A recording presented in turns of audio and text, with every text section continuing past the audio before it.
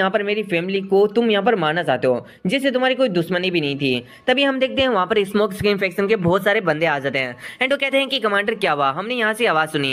Leader कहता है कि तुम देख क्या रहे हो, जल्दी से इस लड़की के ऊपर अटैक करो एंड इसी के साथ में उसे मार डालो। सभी लड़के अपने एमसी के ऊपर अटैक करने के लिए बढ़ जाते हैं। इधर अपने एमसी मन में सोच रहा होता है कि ये लोग हमेशा ग्रुप के अंदर ही अटैक करते हैं। फिर अपना एमसी अपनी सूट को मैदान से भी बाहर नहीं निकालता एंड कवर के साथ में सभी लोगों को पीटना शुरू कर देता है और उन सभी लोगों की हालत खराब कर देता है। इधर जो कमांडर होता है वो कह रहा होता है कि आखिर ये कैसे हो सकता है, ये अकेला बच्चा है। इधर जो यहाँ पर लीडर होता है वो अपने लोगों से कह रहा होता है कि तुम सभी लोग क्या कर रहे हो, एक साथ में मिलकर इस लड़की के ऊपर अटैक करो। सारे के सारे जो लोग होते हैं वो यहाँ पर एक साथ में मिलकर अपने एमसी के ऊपर अटैक करते हैं, लेकिन अपने एमसी उन्हें काफी ज्यादा इजिली हरा देता है एंड उन्हें यहाँ पर मार मार के नीचे गिरा देता है। सभी के सभी लोगों की हड्डियां पसलियां टूट चुकी होती है एंड इसी के साथ में अपने एमसी कह रहा होता है कि वेल मुझे यहाँ पर अपना टाइम वेस्ट नहीं करना एंड इसी के साथ मैं चाहता हूँ कि तुम सभी लोग एक ही बार में आ जाओ। इन बातों को सुनकर हम देखते हैं जितने भी जो लोग होते हैं वो अपनी स्वॉर्ड को उठाते हैं और अपने एमसी के ऊपर एक साथ में अटैक कर देते हैं, लेकिन जो अपना एमसी होता है वो काफी ज्यादा इजिली उन सभी को यहाँ पर हरा देता है।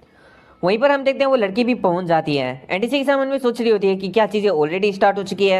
वैसे ये लड़का फाइट के अंदर काफी ज्यादा अच्छा है एंड ये जिस टेक्निक को यूज कर रहा है वो तो कुल्लून की faction divine mirage step technique है एंड मेरे को तो लगता है कि ये सच में एक एक्सपर्ट है और यही कारण है कि ये मेरे से यहाँ पर आगे निकल गया था यहाँ पर दौड़ते हुए। फिर हम देखते हैं यहाँ पर जो अपना एमसी होता है उन सभी लोगों को मारने के बाद में यानी उन लोगों को काफी ज्यादा बुरी तरीके से पीटने के बाद में एकदम डॉन वाला पोस्ट दे रहा होता है। यहाँ पर जितने भी जो लोग होते हैं वो कह रहे होते हैं कि कमांडर हमें माफ कर दीजिए, ये लड़का काफी ज्यादा पावरफुल है। इधर जो लीडर होता है काफी ज्यादा गुस्सा आ रहा होता है वो कह रहा होता है कि तुम डैम मॉडर्न्स कहेंगे, तुमसे एक लड़का भी यहाँ पर संभाला नहीं गया।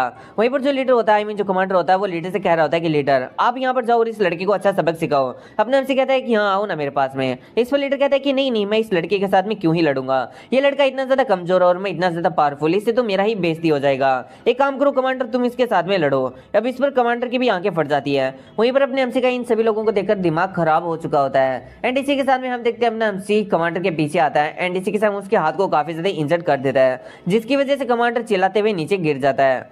इधर हम देखते हैं अपने एमसी को जो कि लीडर की तरफ देखते हुए कह रहा होता है कि अभी ये तुम्हारा बारी है। लीडर कहता है कि ये इतना भी ज्यादा बुरा नहीं था, अभी जबकि तुमने मेरे सभी लोगों को हरा दिया है तो फिर तुम्हें अब मेरी खिलाड़ी का स्वाद चखना चाहिए जिससे तुम भी हारने वाले हो। अब इस पर हम देखते हैं अपना एमसी भी यहाँ पर उसके अटैक को डॉज कर रहा होता है एंड इसी के साथ वो काफी ज्यादा हैरान हो रहा होता है। वहीं पर जितने भी जो लोग होते हैं वो अपने एमसी का मजाक उड़ाने लगते हैं कि देखा तुमने हमारा जो कमांडर वो काफी ज्यादा पावरफुल है, ये लड़का तो उनके ऊपर स्ट्राइक ही नहीं कर पा रहा है, बस एक बच्चे की तरह यहाँ पर इन्हें डॉज करने का कोशिश कर रहा है। इधर अपने एमसी में सोच रहा होता है कि ये तो इम्पॉसिबल है। वहीं पर जो लीडर होता है वो कह रहा होता है हंसते हुए कि तुम्हें देखने से ऐसा लग रहा है कि तुम अभी काफी ज्यादा डरे हुए हो, तो तुम्हें अभी पता चला कि आखिर एक असली डर क्या होता है। इधर अपना एमसी यहाँ पर इससे डरावा नहीं होता है बल्कि वो हैरान होता है एंड मन में सोच रहा होता है कि एक मीडियम साइज के फैक्शन का जो यहाँ पर लीडर वो इतना ज्यादा कमजोर, आखिर ये सब कुछ कैसे हो सकता है। एंड फिर वो समझ जाता है कि जो स्मोक स्क्रीन फैक्शन है वो आखिर क्यों पॉइजन को इतना ज्यादा यूज करता है, क्योंकि उसके अंदर इतने भी ज्यादा पावरफुल बंदे नहीं है जो कि फिजिकली किसी को हरा सके, इसलिए पॉइजन का यहाँ पर यूज करते हैं दूसरों को हराने और मारने के लिए। फिर हम देखते हैं जो अपना एमसी होता है वो अपनी स्वॉर्ड को उठाता है एंड इसी के साथ में यहाँ पर जो लीडर होता है उसकी जो भी एक्स होता है उसको यहाँ पर कट कर देता है, जिसको देखकर लीडर भी काफी ज्यादा हैरान होता है। इधर अपना एमसी उसके ऊपर अटैक करते हुए कहता है कि वेल आज मैं तुम्हारी वो हालत करूंगा कि उसके बाद तुम कभी बोल भी नहीं पाओगे और ना ही अपने हाथ में किसी भी टाइप के वेपन को उठा पाओगे। और इतना कहते हुए हम देखते हैं यहाँ पर जो अपना एमसी होता है उसको काफी ज्यादा बुरी तरीके से मारता है, जिसकी वजह से यहाँ पर लीडर की बहुत ही ज्यादा हालत खराब हो जाती है। वहीं पर हम देखते हैं कमरे के अंदर जितने भी जो लोग होते हैं वो काफी ज्यादा हैरान होते हैं। कमांडर मन में सोच रहा होता है कि आखिर इसने लीडर को कैसे हरा दिया। वहीं पर हम देखते हैं जो कमांडर होता है वो अपने एमसी से कह रहा होता है कि प्लीज हमें छोड़ दीजिए। अपने एमसी कहता है कि वैसे मैं तुमसे कुछ पूछना चाहता हूँ। कमांडर कहता है कि हाँ पूछिए। अपने एमसी कहता है कि आखिर इस पॉइजन को किसने बनाया, क्या तुमने इसको बनाया। कमांडर कहता है कि वेल वो। तभी हम देखते हैं नीडल को जो कि अपने एमसी के गले में आकर लगती है, जिसे अपना एमसी समझ जाता है कि ये जो लीडल है वो यहाँ पर पॉइजन से भरी हुई है। इधर हम देखते हैं कमांडर को जो कि काफी ज्यादा खतरनाक सा मुंह बनाते हुए कह रहा होता है कि तुम हमारे जाल में फंस गए। अपना एमसी में सोच रहा होता है कि सिट मैंने यहाँ पर अपना जो गार्ड्स था उनको डाउन कर दिया था। हम देखते हैं अपना एमसी यहाँ पर अपनी unbreakable celestial master immortal art का यूज करता है ताकि वो पॉइजन को अपनी बॉडी से बाहर निकाल सके और हम देखते हैं धीरे धीरे अपना एमसी ऐसा कर भी रहा होता है। एंड फाइनली यहाँ पर अपना एमसी एक पॉइंट पर पूरा का पूरा जो पॉइजन होता है वो उस आर्ट की मदद से अपनी बॉडी से बाहर निकाल देता है। एंड इसी के साथ में यहाँ पर ये तक पहचान जाता है कि आखिर वो जो अटैक है वो किसने किया। और ये कहते हुए हम देखते हैं अपने एमसी एक बंदे के पास में जाता है एंड इसी के साथ में एक बंदे का गला पकड़ लेता है। इधर वो बंदा कहता है कि आखिर तुम्हें कैसे पता चला। इधर अपना एमसी कहता है कि वेल तुम्हारी बॉडी के अंदर से मुझे यहाँ पर पॉइजन की खुशबू आ रही है, एंड इसी के साथ में तुमने ये वाला जो पॉइजन है उसे बनाया है, क्या मैंने सही कहा? वो बंदा कहता है कि क्या जो पॉइजन है वो तुम्हारे ऊपर वर्क नहीं करता? अपना एमसी कहता है कि यहाँ पर जो क्वेश्चन है उन्हें घुमाने की कोशिश मत करो। मैंने पूछा कि वेल क्या तुमने ये वाला जो पॉइजन है तुमने बनाया? हाँ बेसिकली तुमने ही बनाया है, तो मैं तुम्हें पूछ क्यों रहा हूँ। लेकिन तुम्हें क्या पता है कि जो तुम पॉइजन बनाते हो उसको लोग किसके लिए यूज करते हैं? जिसको तुमने यहाँ पर पॉइजन बना के दिया है उसने मेरी फैमिली को मारने का यहाँ पर कोशिश किया है। इस पर वो बंदा कहता है कि मेरा यहाँ पर कोई भी गलती नहीं है, मैं तो बस उतना ही करता हूँ जो कि मेरे को आता है, यानी पॉइजन बनाना। अपना एमसी कहता है कि तो फिर आज के बाद तो कभी पॉइजन ही नहीं बना पाएगा। और इतना कहकर अपना एमसी उसके हाथ पैर को यहाँ पर कट कर देता है, जिस पर वो बंदा जोर जोर से चिल्लाने लगता है। फिर अपना एमसी कहता है कि वेल अगर मेरे फादर और मदर ने ये वाला जो पॉइजन उसे पिया होता तो वो अब तक मारे जा चुके होते हैं। एंड इसी के साथ में तुम्हें मेरा काफी ज्यादा ग्रेट फील होना चाहिए कि मैंने तुम्हारी लाइफ को छोड़ दिया है। इधर हम इस यहाँ पर जो रोंग का अंकल होता है उसे देख रहे होते हैं, वो मन में सोच रहा होता है कि यही मेरा चांस है, मुझे यहाँ से भाग जाना चाहिए। और ये सोचते हुए कमांडर वहां से भागने की कोशिश करता है, लेकिन तभी अपना एमसी उसके पास में आ जाता है और कहता है कि तुम कहाँ पर जा रहे हो? कमांडर यहाँ पर इस पर काफी ज्यादा हैरान होता है। वहीं पर अपना एमसी कहता है कि वेल अगर देखा जाए तो तुम तो सबसे ज्यादा यहाँ पर बुरे हो। आखिर तुमने ऐसा पॉइजन जो कितना ज्यादा खतरनाक है उसे ऐसे किसी को कैसे दे दिया? मैं तुम्हें इसके लिए कभी नहीं माफ करूंगा। इस पर कमांडर कहता है कि प्लीज सर, प्लीज प्लीज मुझे माफ कर दीजिए। वहीं पर हम देखते हैं अपना एमसी उसका एक दूसरा सोल्जर और तोड़ देता है और कहता है कि वेल मैं अब तुम्हारे दोनों सोल्जर को तोड़ दिया हूँ, तो फ्यूचर में तुम कुछ भी ऐसा करने की जो कि यहाँ पर बहुत ही ज्यादा इल होगा उसे यहाँ पर करने का ट्राई नहीं करोगे। एंड अगर तुमने वापस ऐसा कुछ करने का कोशिश किया तो उसके बाद मैं तुम्हें ढूंढकर तुम्हें वहीं पर खत्म कर दूंगा। इस पर कमांडर अपने एमसी को यहाँ पर काफी ज्यादा थैंक्स करने लगता है एंड इसी के सामने रोते हुए कहता है कि मैं समझ गया हूँ, प्लीज आपका थैंक्स जो आपने मेरी लाइफ को यहाँ पर छोड़ दिया।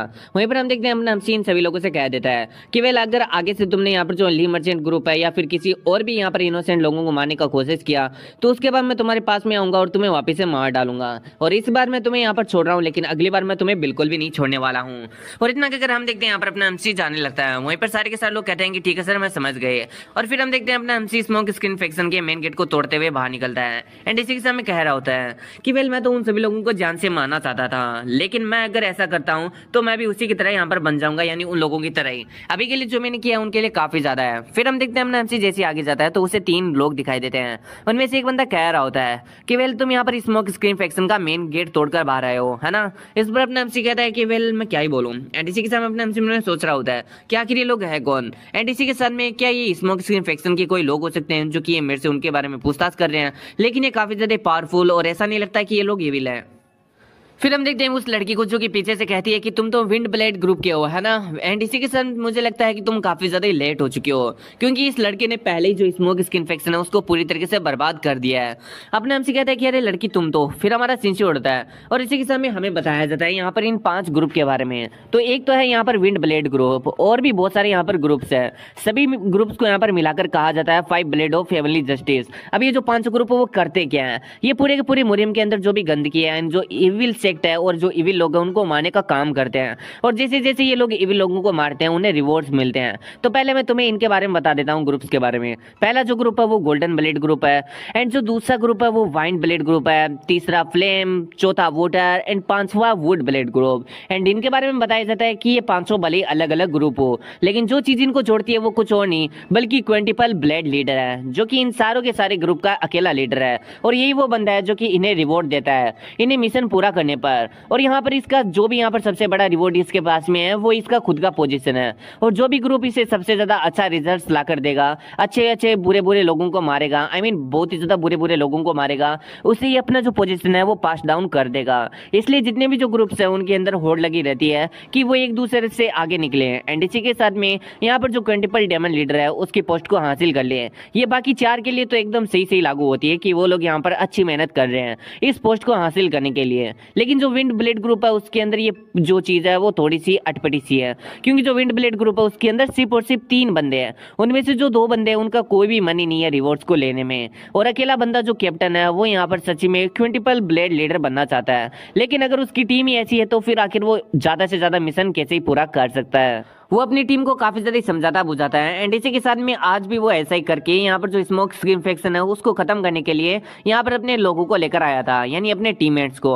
लेकिन ऑलरेडी यहाँ पर अपने हमसी ने यहाँ पर जो स्मोक स्क्रीन फेक्शन है उसको पूरी तरीके से बर्बाद कर दिया है, जिसे देखकर हम देखते हैं जो यहाँ पर लीडर होता है उसके सारे के सारे जो दोस्त होते हैं वो काफी ज्यादा जोर जोर से हंस रहे होते हैं एंड कह रहे होते हैं कि लगता है कि हम लोग बस ऐसे ही फालतू में यहाँ पर आ गए। इधर हम देखते हैं यहाँ पर जो लीडर होता है उसको काफी ज्यादा गुस्सा आ रहा होता है और इस बंदे का नाम यहाँ पर ग्योन हियोक है। एंड इसी के साथ जो ग्योनयोक होता है वो अपने हमसे से पूछता है कि वेल क्या तुम वही बंदे हो जिसने स्मोक स्क्रीन इन्फेक्शन को पूरी तरीके से खत्म कर दिया। इधर अपने हमसे को उनके बोलने का तरीका पसंद नहीं आता एंड इसी के साथ मन में सोच रहा होता है कि WTH आखिर ये लोग मेरे से किस तरीके से बातें कर रहे हैं। मुझे तो ऐसा लग रहा है कि मैंने यहाँ पर बहुत ही बड़ा गलती कर दिया है जिसकी वजह से ये लोग मेरे को इस तरीके से यहाँ पर ट्रीट कर रहे हैं।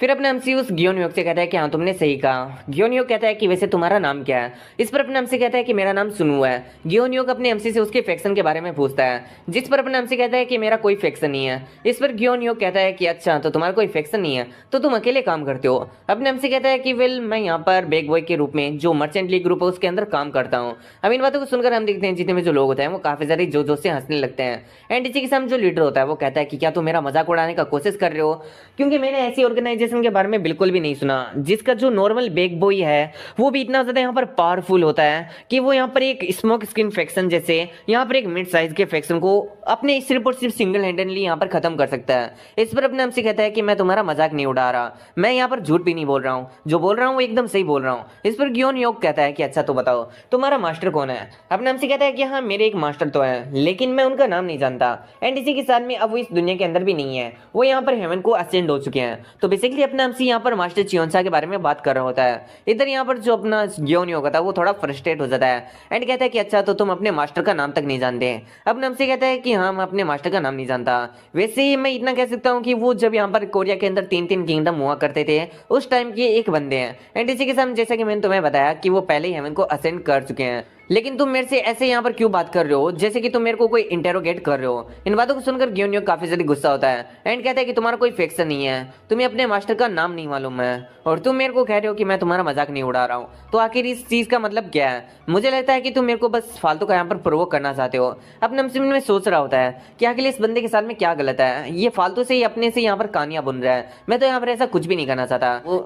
फिर अपने हमसे से कहता है कि वेल जो मैंने कहा है वो एकदम सही कहा है, अगर तुम्हें यहाँ पर ऐसा लग रहा है कि मैं तुम्हारा मजाक उड़ा रहा हूँ तो इसमें मैं कुछ नहीं कर सकता। ग्योनयोक कहता है कि तुम काफी बड़े वाले बास्टर्ड हो, मुझे लगता है कि तुमने मेरे को प्रोवोक किया है और अब जबकि तुमने मुझे प्रोवोक कर ही दिया है तो आगे की जो बात है वो सिर्फ और सिर्फ हमारी तलवारें ही करेंगी। अपने हमसे कहता है कि अच्छा तो तुम अपनी सोर्ड निकालने वाले हो और मुझसे फाइट करने वाले हो, चलो ठीक है मैं भी तुमसे फाइट करूंगा और देखता हूँ कि जो तुम्हारा ये फालतू का मुंह है वो और कितनी देर चलता है। ग्योनयोक कहता है कि अच्छा तो मुझे लगता है कि अब सच्ची में मुझे यहाँ पर काफी ज्यादा मजा आने वाला है तुम्हारे जैसे एक पीती से लड़के की यहाँ पर पिटाई करके। वहीं पर मूवी यहाँ पर जो इसका एक साथी होता है मन में सोच रहा होता है कि लगता है कि जो ग्योनयोक है वो अभी काफी ज्यादा ही फ्रस्ट्रेट हो चुका है और अभी होल्ड बैक नहीं करने वाला है एंड इसी के साथ में अब स्मोक स्क्रीन फैक्शन को इस लड़के ने पहले ही तबाह कर दिया है, इसकी वजह से तो ये और भी ज्यादा फ्रस्ट्रेट और ह्यूमिलेट महसूस कर रहा है। फिर हम देखते हैं हमने आपसे कुछ की कहता है कि वेल तुमने कहा कि तुम मुझसे यहाँ पर सोर्ड से फाइट करना चाहते हो लेकिन मुझे लगता है कि तुम्हारे लिए मेरा फिस्ट ही काफी है, मुझे नहीं लगता कि मुझे तुम्हारे जैसे बंदे पर यहाँ पर अपना जो सोर्ड है उससे यहाँ पर जाया करना चाहिए। इन बातों को सुनकर हम देखते हैं जो ग्योनयोक होता है वो कहता है कि चलो ठीक है अगर तुम यहाँ स्वॉर्ड से नहीं बल्कि फिश से फाइट करना चाहते हो तो मैं भी तुमसे फिश से यहाँ पर फाइट करने वाला हूँ, चलो देखते हैं कि इसके फिस्ट में ज्यादा पावर है। इधर ये जो लड़की होती है मन में सोच रही होती है कि सुनो को अपने वर्ड्स का जल्दी रिग्रेट होने वाला है क्योंकि यहाँ पर जो ग्योक्योन है वो अपने पाम की वजह से ही जाना जाता है, इसकी जो पाम स्टाइल है वो काफी ज्यादा यूनिक और काफी ज्यादा कमाल की है। अब हम देखते हैं ग्योनयोक को जो कि अपने हमसी के ऊपर अपनी गोल्डन सरपेंट पाम टेक्निक से अटैक करता है एंड इसी के साथ में हम देखते हैं अपना हमसी सोच रहा होता है कि वेल ये जो टेक्निक है वो काफी ज्यादा पावरफुल है लेकिन जो मेरी ग्रैंडपा की टेक्निक है वो इससे भी ज्यादा पावरफुल है। वहीं पर हम देखते हैं जो ग्योनयोक होता है वो अपने हमसे से कह रहा होता है कि अगर तुम मेरे अटैक्स को इसी तरह अवॉइड करना चाहते हो तो इससे यहाँ पर कोई फर्क नहीं पड़ने वाला है क्योंकि तुम थोड़ी देर बाद में थक जाओगे और उसके बाद में मेरे अटैक से हिट होकर तुम आसानी से हार जाओगे। वहीं पर हम इस लड़की को देखते हैं जो कि मन में सोच रही होती है एंड इसी के साथ में वो कह रही होती है कि वे लगता है कि देखने से जो सुनो है वो सारे के सारे अटैक्स को अवॉइड कर रहा है क्योंकि उसके पास में इतनी ज्यादा स्किल्स नहीं है कि वो इनको काउंटर या ब्लॉक कर सके, लेकिन ये तो बस इसके साथ में खेल रहा है असल के अंदर। इसी के साथ में हम अपने हमसी को भी देखते हैं जो कि मन में सोच रहा होता है कि वेल जो इसके अटैक है वो काफी ज्यादा यहाँ पर पावरफुल हैं लेकिन जो इसके अटैक है उसके अंदर बहुत सारे फ्लोज और ओपनिंग्स भी हैं क्योंकि ये जो अटैक्स है वो यहाँ पर काफी ज्यादा एग्रेशन के द्वारा यहाँ पर किए जा रहे हैं। ये ना बंदा काफी ज्यादा गुस्से में एंड गुस्से में मेरे ऊपर अटैक्स कर रहा है जिसकी वजह से इसके अटैक्स में बहुत सारी गलतियां हैं।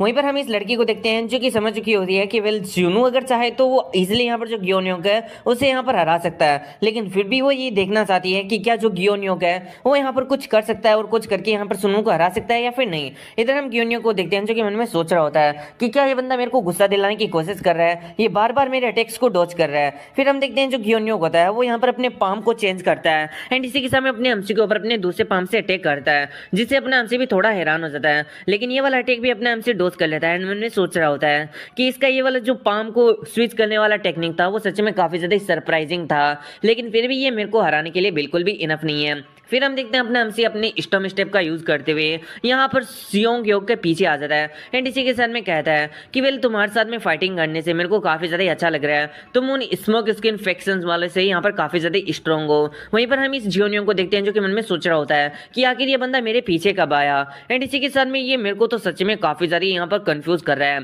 इसी के साथ में अब हम देखते हैं यहाँ पर जो जियोनियो होता है वो अपने एमसी के सामने यहाँ पर अपनी गोल्डन स्नेक पाम टेक्निक को यूज करने, अब ये वाली टेक्निक को यूज करता हुआ देखकर मूवी और उसके फ्रेंड सोच रहे होते हैं कि क्या ये बंदा सच में गोल्डन स्नेक पाम टेक्निक को यूज करने वाला है, क्या ये इसको लेकर सीरियस है। मुझे लगता है कि अभी यहाँ पर जो जियोनियो का वो काफी ज्यादा फ्रस्ट्रेट हो चुका है जिसकी वजह से वो इस लड़के को मारना चाहता है। वहीं पर ये लड़की भी सेम ही बात सोच रही होती है, लेकिन वो समझ चुकी होती है कि जो सुनू है वो इससे यहाँ पर कोई घंटा अफेक्ट नहीं होने वाला है। फिर हम देखते हैं यहाँ पर जो जियोनियो होता है वो अपनी उसी टेक्निक का यूज करते हुए बहुत सारे पाम्स को बनाता है एंड इसी के सामने अपने एमसी के ऊपर अटैक करने के लिए भेज देता है। वहीं पर अपना एमसी भी सोच रहा होता है कि लगता है कि मुझे भी अब अपनी पाम स्टाइल का यूज करना होगा एंड इतना सब कुछ सोचकर अपना एमसी यहाँ पर अपने जो पाम एम्परर है उनकी स्ट्राइक्स को यूज करना शुरू कर देता है। अब उन वाली स्ट्राइक को देखकर तो जो जियोनियो होता है वो काफी ज्यादा हैरान होता है। वहीं पर हम देखते हैं थोड़ी देर के अंदर उसकी जितनी भी जो स्ट्राइक्स होती है वो यहाँ पर अपना एमसी अपनी पाम से नलीफाई कर देता है एंड यहाँ पर अपने एमसी की जो पाम है उसकी स्ट्राइक से यहाँ पर हिट होकर जो जियोनियो होता है वो काफी ज्यादा दूर जाकर गिरता है, जिसे देखकर सभी लोग काफी ज्यादा हैरान होते हैं क्योंकि जियोनियो सिर्फ और सिर्फ एक ही मौके अंदर बेहोश हो चुका होता है।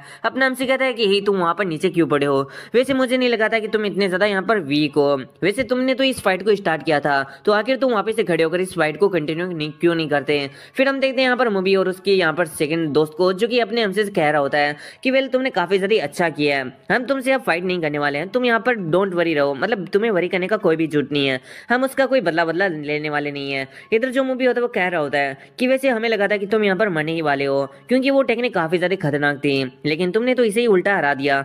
अपने एमसी में सोच रहा होता है कि आखिर ये दोनों आखिर किस टाइप के बंदे हैं, मेरे को यहाँ पर समझ में नहीं आ रहा है, मुझे लगा था कि ये दोनों उसका हेल्प करेंगे। फिर हम देखते हैं उनमें से एक बंदा यहाँ पर जियोनियो को उठा लेता है एंड इसी के साथ दूसरा बंदा अपने एमसी से बात कर रहा होता है एंड कहता है कि आज जो भी हो उसके लिए मुझे माफ कर दो, यहाँ पर जो मेरा लीडर है उसका थोड़ा सा यहाँ पर एक मिसअंडरस्टैंडिंग हो गया था तुम्हारे बीच में एंड मुझे लगता है कि वो थोड़ा ज्यादा ही फ्रस्ट्रेट था जिसकी वजह से उसने यहाँ पर कुछ ज्यादा ही लाइन को क्रॉस कर दिया। वैसे तुम काफी ज्यादा यहाँ पर अच्छे हो फाइट के अंदर, तो जब मैं अगली बार तुमसे मिलूंगा तो मैं तुमसे भी यहाँ पर फाइट करूंगा। एंड इसी के साथ में हम देखते हैं ये दोनों बंदे जो जियोनियो है उसे उठाकर वहां से चल देते हैं। पर अपने एमसी में सोच रहा होता है कि क्या ये लोग बस इसी तरीके से जाने वाले हैं। इसी के साथ में भले ही चाहे कुछ भी हो, ये लोग थोड़े बहुत वियर्ड थे लेकिन इन लोगों ने मेरा एक अच्छा एक्सरसाइज करा दिया। फिर अपने एमसी को ऐसा होता है कि वेल उसके पास में एक लड़की खड़ी है, इसलिए कहते हैं कि अरे हाँ मैं तुम्हारे बारे में तो भूल गया था, मैंने तुम्हें यहाँ पर अपना जो ब्रदर है उसके साथ में ट्रेनिंग करते हुए देखा था, है ना, जब मैं यहाँ पर अपने ग्रैंडपा के साथ में वहां पर आया था तब मैंने तुम्हें भी देखा था। इन बातों को सुन वो लड़की मन में सोच रही होती है कि WTH ये पहले ही मेरे को अच्छी तरीके से जानता है क्योंकि मैं आज सुबह इसको फॉलो कर रही थी, तो क्या ये अभी मेरे से ये प्रिटेंड कर रहा है कि सुबह इसने मेरे को नोटिस ही नहीं किया था। ये सच में काफी ज्यादा एनोइंग है। और ये सब कुछ सोचकर हम देखते हैं यहाँ पर ये जो लड़की होती है वो अपने सर को साइड में कर लेती है।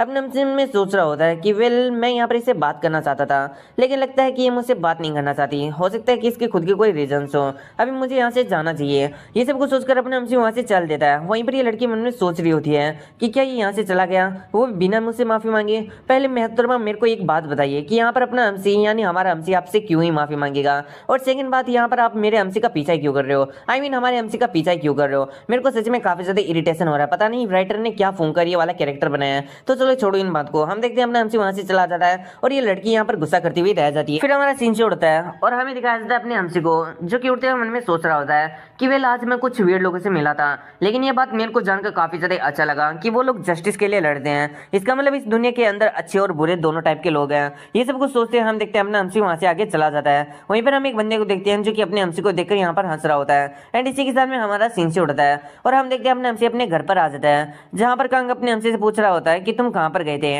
अपने हमसी कहता है कि नहीं मैं कहीं पर नहीं गया था, मैं तो बस यहीं पर गया था। तभी हम देखते हैं वहां पर चांगची आ जाता है एंड कहता है कि लगता है कि तुम स्मोक स्किन इन्फेक्शन गए थे।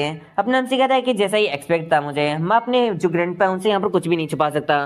फिर हम देखते हैं जो चांगची होता है वो यहाँ पर अपने हमसे से कह रहा होता है कि चलो ठीक है इन बातों को छोड़ो, वैसे भी कल हम यहाँ से चलने वाले हैं इसलिए जो अपना लगेज है उसे यहाँ पर पैक टेक कर लो। फिर हम देखते हैं अपने हमसे भी इसके लिए हाँ कर देता है एंड चांगची से बात करते हुए वहाँ से चला जाता है। कांग अपने हमसे को देखकर मन में सोच रहा होता है कि क्या इसने अकेले स्मोक स्किन इन्फेक्शन को हरा दिया, आखिर जो मेरा भाई है वो कितना ज्यादा बड़ा बन चुका है। फिर हमारा सीन से उड़ता है और हम देखते हैं अगले दिन का सीन, जहाँ पर फाइनली ये लोग अपना घर छोड़कर आयरन ब्लेड बाइक हाउस की तरफ जा रहे होते हैं। लेकिन हम देखते हैं उनको जो कि बच्चों की तरह रो रहा होता है एंड कह रहा होता है कि मेरा घर, मैं यहाँ पर काफी ज्यादा लंबे समय के लिए रहा था, अभी मुझे ये छोड़ना पड़ रहा है। जिसने अपने यहाँ पर जो मून होता है उसे समझाते हुए कह रही होती है कि हनी तुम्हें यहाँ पर बिल्कुल भी सैड फील करने का कोई भी जरूरत नहीं है एंड ना ही तुम्हें रोने की जरूरत है, क्योंकि हम लोग एक अच्छी जगह पर यहाँ पर चले जाएंगे। फिर हम देखते हैं कांग को जो कि कह रहा होता है कि वेल मुझे लगता है कि अभी मुझे यहाँ पर अपने ग्रुप के लिए निकलना चाहिए। जिन कहती है कि हाँ बेटा तुम जाओ और अच्छे से यहाँ पर मार्शल आर्ट की प्रैक्टिस करना। चांगची भी कहता है कि हाँ तुम यहाँ से जा सकते हो और अगली बार से अगर तुम्हें हमें देखना हो या फिर मिलना हो तो आयरन ब्लेड बाइक हाउस के अंदर ही आना। फिर हम देखते हैं अपने एमसी और जो सुनो होते हैं वो एक दूसरे के साथ में यहाँ पर फेयरवेल करते हैं एंड इसी के साथ में जो यहाँ पर कांग होता है वो वहाँ से चला जाता है। फिर हमारा सीन से उड़ता है और इसी के साथ में हमें दिखाया जाता है यहाँ पर जो अपना जर्नी होता है वो स्टार्ट हो चुका होता है। वहीं पर हम उनको देखते हैं जो कि काफ़ी ज़्यादा ही रो रहा होता है, कहते हुए कि मेरा यहाँ पर घर रह गया, वहाँ पर मैं यहाँ पर काफ़ी ज़्यादा मिस कर रहा हूँ। इधर हम जिनको देखते हैं जो कि काफ़ी ज़्यादा फ्रस्ट्रेट हो चुकी होती है एंड इसी के साथ में कह रही होती है कि अरे चुप हो जाओ ना, हम यहाँ पर दूसरा घर बना लेंगे, अब यहाँ पर रोना बंद भी कर दो। फिर हम देखते हैं चांगची को जो कि कह रहा होता है कि वे लगता है कि वो लोग यहाँ पर आ चुके हैं। अपने हमसे कहता है कि वो कौन, तभी हम देखते हैं यहाँ पर योन आ जाती है एंड इसी के साथ में हम देखते हैं उसके साथ में उसका गार्ड भी आता है। फिर हम देखते हैं यहाँ पर जो चांगची होता है वो कहता है कि तुम एकदम टाइम पर ही आई हो। यहाँ पर जो योन होती है वो कहती है कि यस मास्टर। अब मास्टर वाली बात को सुनकर अपने हमसे काफी ज्यादा हैरान होता है। इधर सुनो के ऐसे रिएक्शन को देखकर जो चांगची होता है वो कहता है कि हम तुमने सही सुना, अभी ये मेरी स्टूडेंट बन चुकी है। हमसे मन में सोच रहा होता है कि वेल मेरे को तो लगा था कि इसकी फादर की मौत के बाद में इसको देखना काफी ज्यादा मुश्किल हो जाएगा, लेकिन किसने सोचा था कि ये मेरे यहाँ पर जो ग्रैंडपा है उनकी डिसाइपल बन जाएगी। एंड इसी के साथ में यहाँ पर एक और फैक्ट रिवील होता है कि यहाँ पर जो ये योन है वो कुछ और नहीं बल्कि यहाँ पर जो अपना अमसी है उससे यहाँ पर थोड़ी छोटी है, भले ही यहाँ पर ये देखने में अपने अमसे से थोड़ी यहाँ पर बड़ी लगे। इसी के साथ में यहाँ पर जो चांगची होता है वो उसे और भी बहुत सारी बातें बताने लगता है कि जैसे मैंने इसको यहाँ से यहाँ पर अपना डिसाइपल बनाया था वगैरह वगैरह एक्सेट्रा वैसेट्रा, और आज से ये तुम्हारी बहन जैसी है। आई मीन मेरे को पता नहीं कि चाइनीज के अंदर ये लोग फॉलो करते हैं या फिर नहीं करते हैं, एंड ये लोग नहीं करेंगे। यहाँ पर इन लोगों की जो लव स्टोरी वो चलनी वाली है, भले ही ये ब्रदर बन जाए या फिर सिस्टर बन जाए। तो यहाँ पर जो चांगची होता है वो यही बता रहा होता है कि वेल मैं यहाँ पर इसे अपनी जो ग्रैंड डॉटर उसी की तरह ट्रीट करने वाला हूँ, ना कि एज ए डिसाइपल। ये डिसाइपल भी है मेरी, लेकिन उस तरीके से समझ जाओ तुम लोग। एंड इसी के साथ में तुम्हें भी इसे अपनी बहन ही मानना है। अब इन बातों को सुनकर हम देखते हैं अपने हमसे भी कह रहा है कि चलो ठीक है मैं समझ गया। फिर अपना हमसे यहाँ पर जो योन होता है उससे पूछता है कि वैसे योन तुम कहाँ पर जा रही हो। इस पर जो योन होती है वो कहती है कि क्या तुमने ग्रैंडपा के मुंह से अभी नहीं सुना कि तुम्हें मुझे यहाँ पर अपनी सिस्टर बुलाना है। आई मीन अब मैं तुम्हारे जो ग्रैंडपा है वो मेरे भी ग्रैंडपा बन चुके हैं, तो इस हिसाब से अब तुम मेरे ब्रदर हुए एंड मैं तुम्हारी यहाँ पर सिस्टर हुई, तो तुम्हें मुझे यहाँ पर सिस्टर बुलाना होगा। अपना हमसे कह रहा है कि चलो ठीक है मैं तुम्हें यहाँ पर बुलाने की कोशिश करूंगा।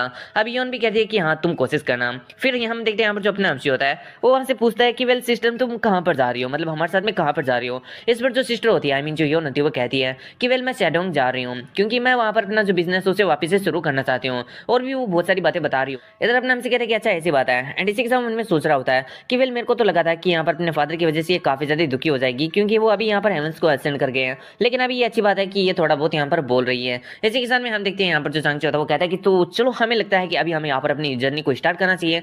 अपना हमसे कहता है कि हाँ आपने सही कहा, और हम देखते हैं इन लोगों की जर्नी ऐसे स्टार्ट हो जाती है। तो पहला दिन बीतता है, दूसरा दिन बीतता है, और तीसरे दिन में ये लोग यहाँ पर डिसाइड करते हैं कि एक सिटी के अंदर रुककर यहाँ पर थोड़ा सा रेस्ट करेंगे। अब हम देखते हैं यहाँ पर सभी लोग अपने रूम में चले जाते हैं। वहीं पर हम देखते हैं जो योन जिन एंड जो यहाँ पर सुनवो जो मून होते हैं वो एक रूम के अंदर होते हैं और कुछ बात कर रहे होते हैं। फिर हम देखते हैं जो मून होता है वो रूम से भागते हुए कह रहा होता है कि वेल मैं यहाँ पर बाहर जाकर आ रहा हूँ। इधर अपने हमसे कहता है कि वेल फादर क्या आप यहाँ पर थके हुए नहीं हो। इस पर जो मून होता है वो कहता है कि नहीं, लेकिन मेरे को भूख बहुत लगी है, और इतना कहकर मून वहां से चला जाता है। वहीं पर जो जिन होती है वो कह रही होती है कि मेरे को तो लगता ही नहीं कि जो तुम्हारे फादर है वो यहाँ पर इंसान है।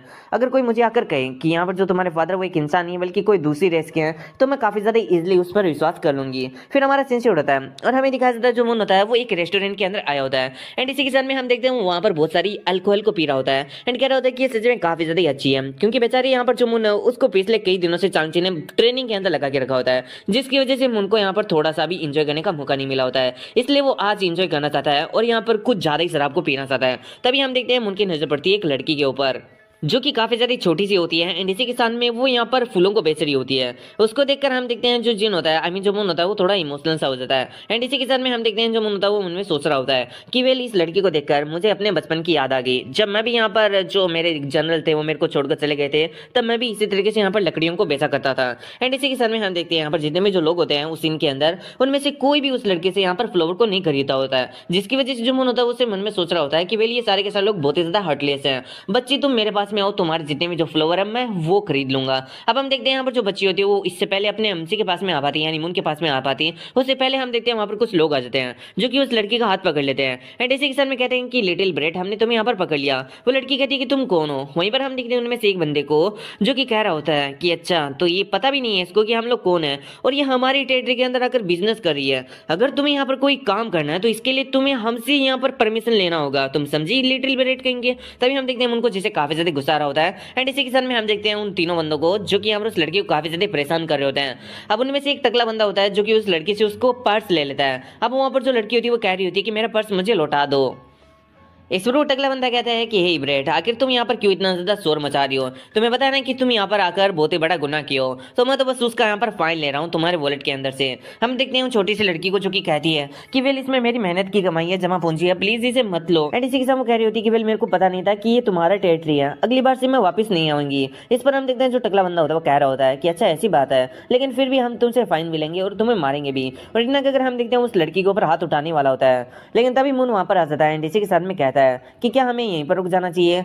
अब इन बातों को सुनकर जो टकला होता है वो कह रहा होता है कि तुम हो कौन और आखिर तुम क्या बकवास कर रहे हो। इधर हम देखते हैं जो दूसरा बंदा होता है उसका साथी वो भी यहाँ पर अपने मुन के ऊपर अटैक कर देता है, लेकिन हम देखते हैं जो मुन होता है वो यहाँ पर उन दोनों के अटैक को काफी ज्यादा इजिली रोक लेता है एंड इसी के साथ में उन दोनों के हाथ को ही मोड़ देता है, जिनकी वजह से वो दोनों काफी ज्यादा जोर जोर से चिल्ला रहे होते हैं। फिर जो मुन होता है उन दोनों की धुलाई कर देता है एंड इसी के साथ में उन्हें काफी ज्यादा पीछे फेंका देता है। फिर जो छोटी लड़की होती है वो कह रही होती है कि वाओ। इधर हम देखते हैं उनको जो कि कह रहा होता है कि तुम सन ऑफ द बीचेस कहेंगे एंड इसी के साथ में तुम एक छोटी सी लड़की को यहाँ पर बुली करने का कैसे हिम्मत कर सकते हो, क्या तुम्हें यहाँ पर थोड़ी सी भी शर्म नहीं है। हम देखते हैं दोनों बंदों को जो कि बेहोश हो चुके होते हैं। फिर हम देखते हैं यहाँ पर जो मुन होता है उस लड़की को उसका वॉलेट वापस कर देता है एंड इसी के साथ में कुछ अपनी तरफ से भी रुपए दे देता है। अब वो लड़की कहती है कि आप आखिर मुझे पैसा क्यों दे रहे हो। इधर मुन कहता है कि वेल मुझे लगता है कि तुम्हें इसकी जरूरत है और मेरे पास में एक अच्छी वाइफ है, तो मेरे को इन पैसों की ज्यादा जरूरत नहीं है। अब मुन का ये लॉजिक कौन सा है, मेरे को तो बिल्कुल भी समझ में नहीं आया कि अगर तुम्हारे पास में एक अच्छी वाइफ है तो तुम्हें पैसों की जरूरत नहीं है। तो चलो छोड़ो इसको, यहाँ पर मुन का लॉजिक मुन ही जाने। फिर जो मुन होता है वो कहता है कि वेल तुम्हें मुझे थैंक्स कहने की जरूरत नहीं है,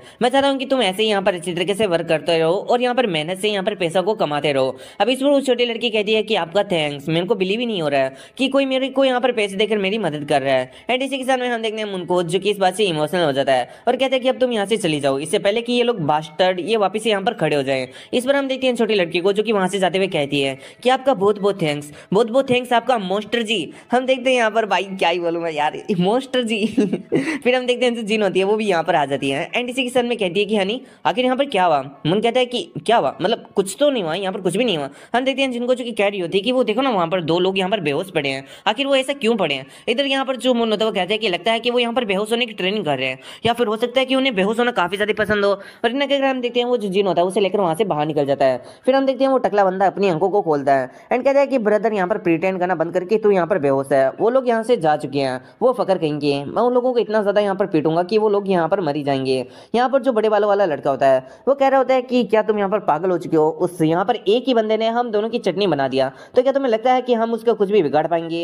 इस पर टकला कहता है कि वेल मुझे लगता है कि सच में तुम्हें यहाँ पर है ना दिमाग से सोचना चाहिए, तुम अगर दिमाग से सोचोगे तो बड़े से बड़े पावरफुल एनिमी को भी तुम यहाँ पर अपने घुटनों के सामने झुका सकते हो। एंड इसी के साथ वो बताता है कि वेल उसने कहा कि उसकी एक बहुत ही ज्यादा अच्छी वाइफ है, तो क्या इसका मतलब तुम समझ रहे हो कि मेरे कहने का क्या मतलब है, हम उसके जो वाइफ है उसको होस्टेज बना लेंगे एंड उस बंदे को यहाँ पर अपने सामने घुटने टेकने के लिए मजबूर कर देंगे एंड उसके बाद में हम उसको बहुत ही ज्यादा बुरी तरीके से मारेंगे एंड अपना बदला पूरा करेंगे। इन बातों को सुनकर जो बाले वाला लड़का होता है वो कहता है कि वाह यार तुम्हारा जो ये वाला आइडिया वो तो सच में काफी ज्यादा कमाल का है। हमारा सेंसिटिव होता है और इसी के साथ में हमें दिखा जाता है ये दोनों बंदे यहाँ पर बहुत सारे लोगों को अपने साथ में लेकर आ जाते हैं। अब उनमें से जो सबसे ज्यादा पावरफुल बंदा होता है उसका नाम ह्यूगनिम होता है एंड उन दोनों से कह रहा होता है कि वेल क्या ये सच्ची में जरूरी है हमारे इतने ज्यादा लोगों का एक साथ में जाना, हम चाहें तो यहाँ पर जो सीधा कल्प्रिट है उसे ही पकड़ के यहाँ पर मार सकते हैं, यानी हमें किसी को स्टेज बनाने की जरूरत ही नहीं है। इस पर हम देखते हैं टकले वाले बंदे को जो कि कहता है कि मैं जानता हूँ ह्यूगनिम तुम काफी ज्यादा स्ट्रॉन्ग हो, लेकिन अगर हम थोड़ा सेफ रहें तो ये हमारे लिए अच्छा रहेगा। हम देखते हैं जो जिन होती है उसे देखकर सब लोग कह रहे होते हैं कि अभी वो यहाँ पर बाहर आ चुकी है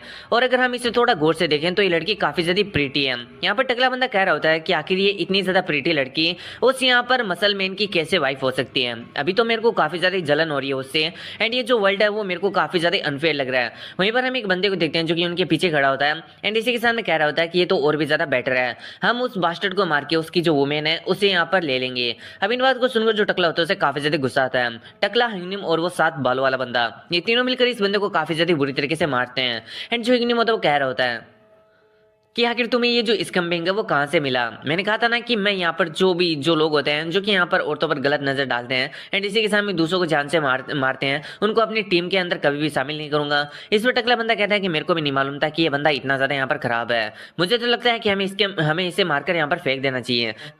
लेकिन तभी हम देखते हैं वहां पर उन लोगों के पास में जिन आ जाती है एंड इसी के साथ में कहती है कि वेल मैंने तो तुम्हें उस रेस्टोरेंट के अंदर भी देखा था, आखिर तुम लोग यहाँ पर क्या कर रहे हो। अब जिन को अचानक उनके पास में आकर देखकर सारे के सारे लोग काफी ज्यादा हैरान होते हैं। टकला बंदा हैरान से कहता है कि जाओ और इसे यहाँ पर पकड़ लो। हम देखते हैं जितने भी जो लोग होते हैं वो जिन के ऊपर झपट्टा मार देते हैं, लेकिन जो जिन होती है उन सभी लोगों को जचा देती है एंड इसी के साथ में कहती है कि ऐसे लोग जो कि यहाँ पर पता नहीं बहुत ही ज्यादा अजीब एक्ट करते हैं वो तुम्हें दुनिया के हर कोने में मिल जाएंगे, फर्क नहीं पड़ता चाहे तुम कहीं पर भी क्यों ना चले जाओ। फिर हम देखते हैं वहां पर अपने हमसे आ जाता है एंड इसी के सामने कहता है कि मदर आप तो यहाँ पर कपड़े लाने के लिए जा रही थी ना। यहाँ पर जो जिन होती है वो कहती है कि हाँ मैं वहीं पर जा रही हूँ, वैसे तुम इन लोगों के साथ में बिल्कुल भी मत उलझना, ये लोग बहुत ही ज्यादा घटिया हैं। अपने हमसे कहता है कि ठीक है मदर एंड इसी के सामने अपने हमसे उन्हें सोच रहा होता है कि मैं आ तो यहाँ पर बहुत पहले गया था, लेकिन मैं यहाँ पर छुप कर देख रहा था कि मेरी जो मदर है वो इतने ज्यादा लोगों को कैसे हैंडल करती है और जैसे मैंने एक्सपेक्ट किया था वो सच में काफी ज्यादा इनक्रेडिबल है। फिर हम देखते हैं जितने भी जो लोग होते हैं वो वापस से खड़े होते हैं एंड इसी के साथ में कह रहे होते हैं कि आखिर वो औरत क्या थी, वो तो काफी ज्यादा स्ट्रॉन्ग थी। अपने हमसे कहता है कि तुम लोग काफी ज्यादा पैथेटिक हो। अपने हमसे की ये वाली बात को सुनकर जो यूंगली होता है उसे और भी ज्यादा गुस्सा आ जाता है एंड इसी के साथ वो तीनों बंदे मिलकर वापस से अपने हमसी के ऊपर अटैक कर देते हैं, लेकिन अपने हमसे भी उन्हें काफी ज्यादा यहाँ पर बुरी तरीके से मारता है एंड इसी के साथ में कहता है कि अब भले ही चाहे तुम कितने भी डम क्यों ना हो, मुझे लगता है कि तुमने कोई ना कोई लेसन तो यहाँ पर सीख लिया होगा।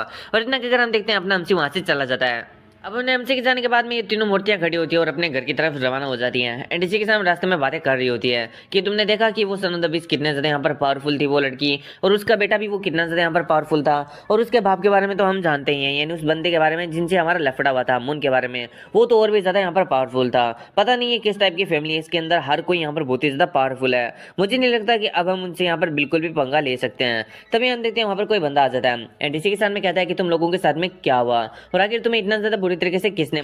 अब वैसे मैं तुम्हें थोड़ा इस बंदे के बारे में बता देता हूँ। इसका नाम वांग पेई है और ये वाइल्ड फॉक्स गैंग नाम की एक गैंग का लीडर है एंड इसी के साथ वो कह रहा होता है कि आखिर इतनी ज्यादा हिम्मत किसकी हो गई जिसने वाइल्ड फॉक्स गैंग के म्यूट्स के साथ में यहाँ पर पंगा लेने का कोशिश किया। अब म्यूट्स उन लोगों को कहा जाता है जो कि यहाँ पर तुम्हें महीने का कुछ पैसा देते हैं, तो ये जो यहाँ पर ये तीनों मूर्तियां हैं वो महीने का 25% जो भी ये लोग कमाते हैं वो इस बंदे को देते हैं, इसलिए उससे मर्च कह रहा है। फिर हम देखते हैं यहाँ पर ये जो तीनों होते हैं वो यहाँ पर कोई भी जवाब नहीं देते हैं एंड इसी के साथ वो नहीं चाहते थे कि वेल वो यहाँ पर जो वांग पाई है उसे यहाँ पर अपना जो भी ये झगड़ा है उसके अंदर घसीटे। फिर हमें थोड़ा यहाँ पर वाइल्ड फॉक्स गैंग के बारे में बताया जाता है। इसके बारे में बताने के लिए ज्यादा कुछ नहीं है, लेकिन मैं तुम्हें इतना बता दूं कि ये काफी ज्यादा क्रूएल है। इसके अंदर जितने भी जो लोग हैं उनके अंदर दया नाम की कोई चीज नहीं है। ये लोग जहां पर भी जाते हैं वहां पर सब कुछ लूट लेते हैं और तहस नहस कर देते हैं। ये लोग कुत्ते बिल्ली को भी जिंदा नहीं छोड़ते हैं। इन्होंने 10 गांवों को लूटा है और 10 गांवों को पूरी तरीके से तबाह कर दिया है एंड इसी के साथ में मुझे नहीं लगता कि अब तुम्हें इसके बारे में कोई भी जानने की जरूरत है। एंड ये तीनों भी इसलिए नहीं चाहते थे, मतलब तीनों इसलिए नहीं बता रहे थे कि अगर इन लोगों ने यहाँ पर जो मून है और जो उसकी फैमिली उसके बारे में इस वांग पेई को बताया तो जो वांग पेई है उनकी पूरी की पूरी फैमिली को तबाह कर देगा, पूरी तरीके से खत्म कर देगा, जो कि ये तीनों मूर्तियां बिल्कुल भी नहीं चाहती हैं। फिर जो वांग पेई होता है वो वापस से पूछता है कि बताओ मेरे को आखिर तुम्हारी ये हालत किसने की है। इस पर जो इंग्लिम होता है वो कहता है कि नहीं किसी ने नहीं की। तभी हम देखते हैं यहाँ पर जो वांग पेई होता है वो उसके चेहरे को पकड़ लेता है एंड अपना नाइफ उसके सामने रखते हुए कहता है कि मैं तुमसे दोबारा नहीं पूछूंगा, बताओ मुझे कौन था वो। अब हम देखते हैं यहाँ पर जो ह्यूंगनिम होता है उसे ये सब कुछ बताना पड़ता है कि आखिर उन लोगों की ऐसी हालत किसने की। और इसी के साथ वो सभी लोगों को यहाँ पर जो अपना हमसी उसके घर के सामने लेकर आ जाता है एंड कहता है कि वो लोग यहीं पर रहते हैं। इस पर जो वांग पाई होता है वो कहता है कि ये जो पैलेस है वो नांगोंग क्लैन टेरिटरी के अंडर में आता है एंड ये जो लोग हैं वो यहाँ पर मेरे से काफी ज्यादा ही बहुत ही ज्यादा दुश्मनी रखते हैं, और अगर इन्हें पता चला कि मैं इनकी टेरिटरी में आकर इन्हीं के एक बंदे को मार दिया हूँ तो इसके बाद में ये लोग मेरे पीछे और भी ज्यादा पड़ जाएंगे, यानी इन लोगों की और जो मेरी दुश्मनी है वो और भी ज्यादा गहरी हो जाएगी। लेकिन ये सब कुछ मैं तुम्हारे लिए कर रहा हूँ तो तुम्हें इसका रिपेमेंट करना होगा। आज से यहाँ पर जो तुम्हारी सैलरी का 50% है वो मेरे को आना चाहिए, ना कि 25%। ह्यूंगनी मन में सोच रहा होता है कि ये बास्टर्ड कहीं का, मैंने तो इससे बिल्कुल भी मदद ही नहीं मांगी थी, तो आखिर ये हमारी मदद कर ही क्यों रहा है। फिर हम देखते हैं हमारा सिंसियर होता है और हम देखते हैं जो वांग पाई की गैंग होती है वो एक बंदे को लेकर आती है एंड इसी के साथ वो कह रहे होते हैं कि ये जो फूल है वो यहाँ से भागने की कोशिश कर रहा था जब इसने आपको देखा।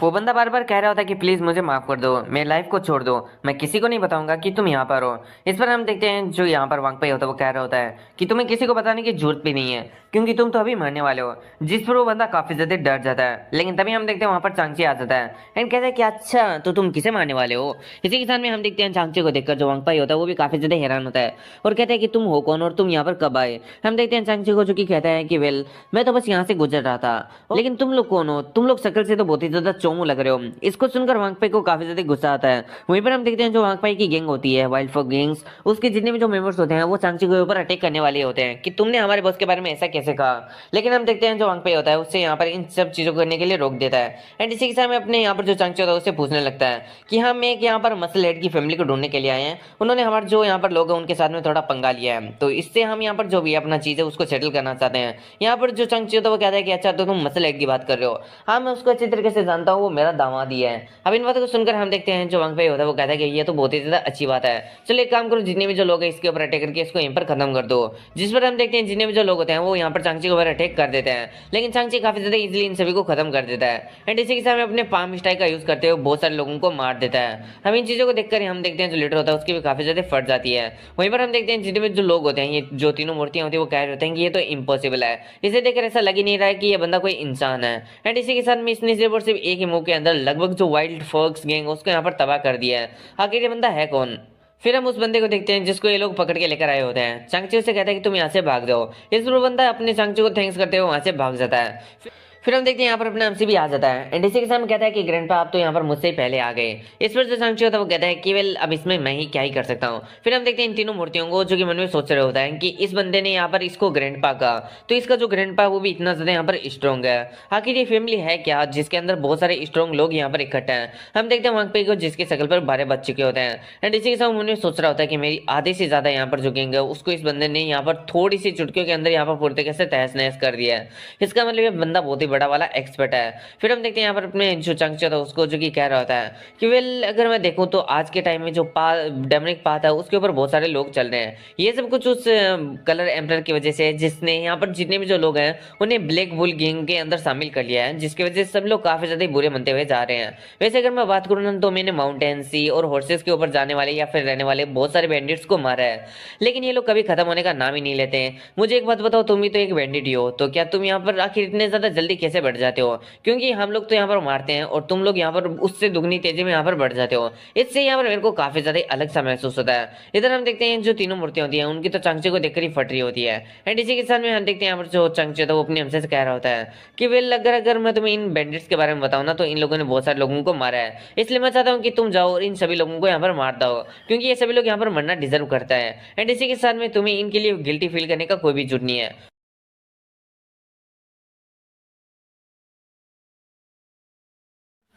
फिर हमें बताया जाता है कि जब चांगची ने सुना कि यहाँ पर उसकी जो डॉटर है वो यहाँ पर मर गई है तो वो यहाँ पर काफी ज्यादा गुस्सा हो गया और उसने न जाने कितनी बार सोचा कि वो जो भी इस चीज के अंदर शामिल है उन सभी को यहाँ पर मार डाले।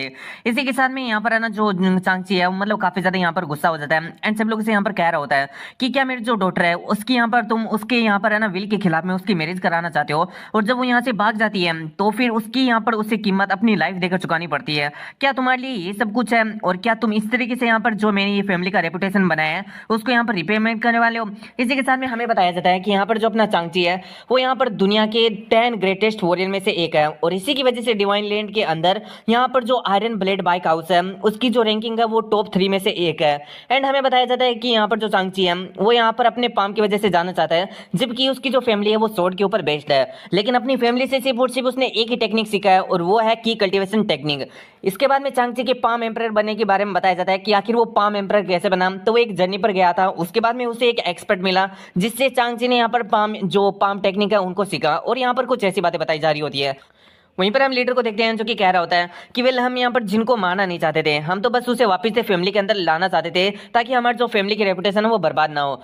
अब इस बात को सुनकर हम देखते हैं जो चांगची होता है वो सच में काफी ज्यादा गहरी आवाज में कहता है कि अच्छा तो क्या ये सच है? अब इस बात को सुनकर सभी लोग अपनी जो नजरें होते हैं उन्हें नीचे कर लेते हैं, यानी ये लोग सिर्फ और सिर्फ जो जिन है उसे यहाँ पर है ना लाना ही नहीं चाहते थे, बल्कि इनके कुछ और भी इल मोटिव थे। इसी के सामने जो चांगची होता है वो कहता है कि ये तो भगवान का शुक्र है कि जो जिन है वो अभी तक जिंदा है, वरना अगर तुम ऐसा प्रिटेंड करने वाले थे कि ये सब कुछ एक एक्सीडेंट था और तुम मेरी यहाँ पर फैमिली से बिलोंग करते हो तो मैं तुम्हें जिंदा छोड़ देता। ऐसा तुम्हारा बहुत ही बड़ा वाला गलती है। अगर तुम ऐसा सोच रहे हो तो मैं तुम्हें यहाँ पर पहले ही बता देता हूँ कि अगर तुम मुझे ऐसे प्रोवोक करने का कोशिश करते रहे तो उसके बाद मैं तुम्हें अपने असली रंग दिखा दूंगा और मैं तुम्हें ये भी दिखाऊंगा कि आखिर मेरे को पहले ब्लडी पाम एम्परर क्यों कहा जाता था।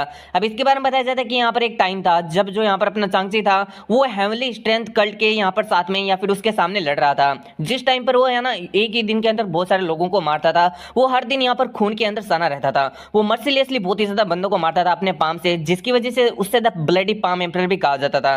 अब हम देखते हैं यहाँ पर जो लीडर होता है वो कहता है कि वेल ये बात तो सच है कि यहाँ पर जो आंटी जीन है वो हमारी फैमिली से भागी, यहाँ पर जो नामगुंग फैमिली है उसके साथ जो उनका रिश्ता किया गया था उसको तोड़कर, जिसकी वजह से यहाँ पर जो हमारी फैमिली की रेपुटेशन थी उसमें थोड़ी यहाँ पर गिरावट आई है। लेकिन इसके रिजल्ट के अंदर यहाँ पर जो आंटी जिन है उन्होंने काफी ज्यादा ही हार्ड लाइफ को जिया है, वो यहाँ से जाने के बाद में घायल भी हो गई थी और उन्होंने यहाँ पर बिना किसी फैमिली के सपोर्ट के इतना समय काटा है, तो ये भी एक तरीके से पनिशमेंट के हिसाब से ही है। तो मुझे नहीं लगता कि अब उन्हें और भी ज्यादा पनिशमेंट देने का जरूरत है। अब हम देखते हैं इस बुढ़िया को जो कि कहती है कि हाँ एकदम सही कहा, मैं समझ गई, मेरे को तो लगता है कि भाई चांगची मार डाली इसको, भाई टुकड़े टुकड़े कर डाल यार, कसम से यार मेरे को इसका चेहरा ही नहीं देखा जाता है।